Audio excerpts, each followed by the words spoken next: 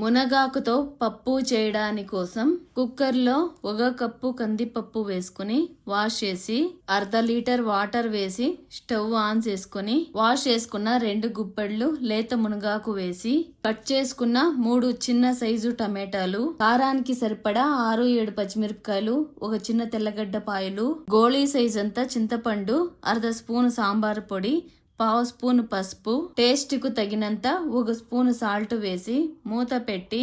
2-3 whistle రాగానే stove off చేసి ఆవిరంతా పోగానే మూత తీసి స్మాష్ చేసుకుని తిరగబాతు కోసం కొద్దిగా ఆయిల్ వేసి వేడవ్వగానే అర్ధ స్పూన్ ఆవాలు, 2 ఎండుమిరపకాయలు, కట్ చేసుకున్న 1 చిన్న ఆనియన్ ఒకటి, కొద్దిగా కరివేపాకు వేసి కలుపుకుంటూ గోల్డెన్ బ్రౌన్ రాగానే తీసి సాంబార్లో వేసుకుని సాంబార్ని స్టవ్ మీద పెట్టి కలుపుకుంటూ మీడియం ఫ్లేమ్ మీద 2-3 నిమిషాలు ఉడకనిచ్చి స్టవ్ ఆఫ్ చేసుకుని సర్వ్ చేసుకుంటే